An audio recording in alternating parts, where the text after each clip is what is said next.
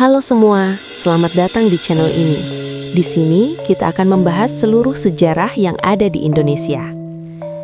Tahukah kamu, ada salah satu bukti sejarah yang sampai saat ini masih terjaga di Indonesia, yaitu Candi Borobudur. Borobudur, candi Buddha terbesar di dunia. Ikonik, megah, mendunia. Tapi, pernah kepikiran nggak? Kalau bangunan segede ini sempat menghilang dari peradaban manusia, bukan runtuh, bukan dihancurin, tapi ditinggalin, dilupain selama ratusan tahun. Bayangin, sesuatu yang dibangun puluhan tahun, pakai jutaan batu, dengan tenaga ribuan orang, kok bisa ditinggal begitu aja? Itu yang bikin Borobudur bukan cuma megah, tapi juga misterius. Hari ini, kita datang ke Borobudur buat foto, jalan-jalan, atau sekedar menikmati sunrise.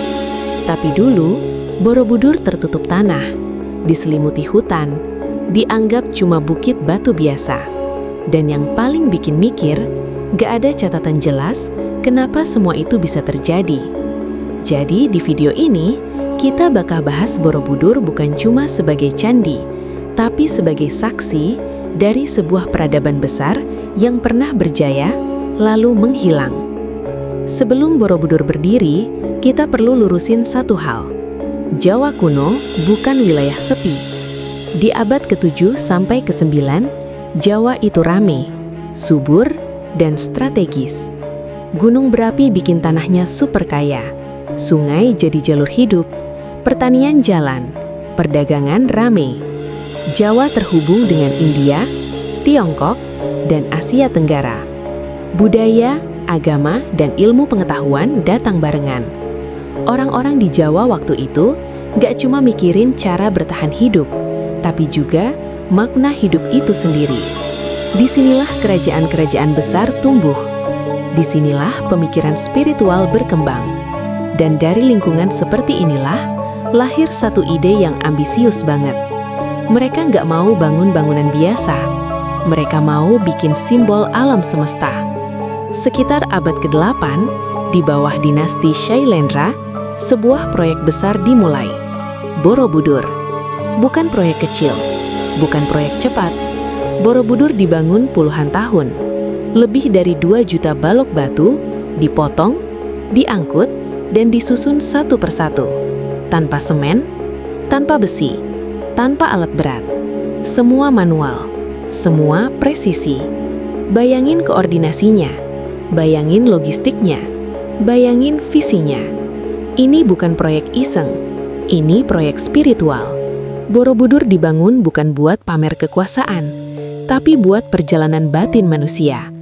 Setiap batu punya tempat, setiap relief punya cerita, dan sampai hari ini, banyak orang masih bertanya, gimana caranya bangunan seperti ini bisa berdiri lebih dari 1000 tahun? Borobudur itu bukan candi kosong. Dia ngomong, lewat batu. Strukturnya dibagi jadi 3 bagian. Bagian bawah, Kamadhatu, tentang nafsu, tentang keinginan, tentang keserakahan manusia. Bagian tengah, Rupadhatu, tentang proses belajar, tentang jatuh bangun, tentang refleksi diri. Dan bagian atas, Arupadhatu, sunyi, tenang, pencerahan. Naik Borobudur itu bukan sekedar naik tangga, itu perjalanan hidup. Relief-reliefnya nunjukin kehidupan sehari-hari manusia. Ada kerja keras, ada konflik, ada akibat dari setiap pilihan. Borobudur seperti bilang, setiap tindakan punya konsekuensi. Dan justru karena maknanya sedalam ini, pertanyaan besar muncul. Kalau Borobudur sepenting itu, kenapa justru ditinggal? Sekitar abad ke-10, sesuatu berubah. Aktivitas di sekitar Borobudur perlahan berkurang. Upacara makin jarang. Manusia mulai pergi. Tidak ada satu prasasti pun yang bilang Borobudur resmi ditinggalkan. Yang ada cuma tanda-tanda. Abu vulkanik, tanah yang meninggi, dan alam yang mulai mengambil alih. Borobudur tidak runtuh, tidak hancur, dia tertidur. Sampai hari ini, Gak ada satu jawaban mutlak. Teori pertama, bencana alam. Gunung Merapi mengalami aktivitas besar. Abu menutup wilayah, hidup jadi makin susah. Teori kedua, perpindahan kekuasaan. Pusat kerajaan pindah ke Jawa Timur. Borobudur kehilangan fungsi politik dan perlindungan. Teori ketiga, perubahan kepercayaan. Tradisi lama pelan-pelan ditinggalkan. Candi tidak lagi digunakan. Dan mungkin semuanya benar. Borobudur nggak ditinggal karena gagal, tapi karena zaman berubah. Dan ketika manusia pergi, alam mulai mengambil alih. Waktu terus berjalan. Puluhan tahun, ratusan tahun.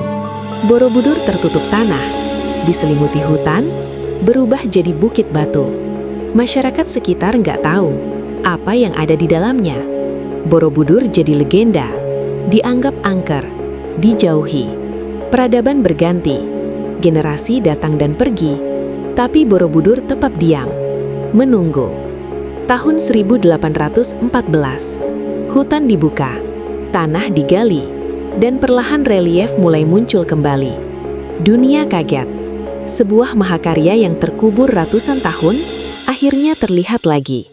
Hari ini, Borobudur berdiri kembali, bukan cuma sebagai tempat wisata, tapi sebagai pengingat bahwa peradaban bisa hilang, manusia bisa lupa, tapi karya besar selalu nunggu untuk diingat kembali. Borobudur nggak pernah hilang, kitalah yang sempat melupakannya. Itulah hasil dan pembahasan dari video kali ini. Kalau kamu tertarik dengan pembahasan sejarah seperti ini, pastikan kamu subscribe channel ini. Tulis pendapat kamu di kolom komentar, dan sampai ketemu di video selanjutnya.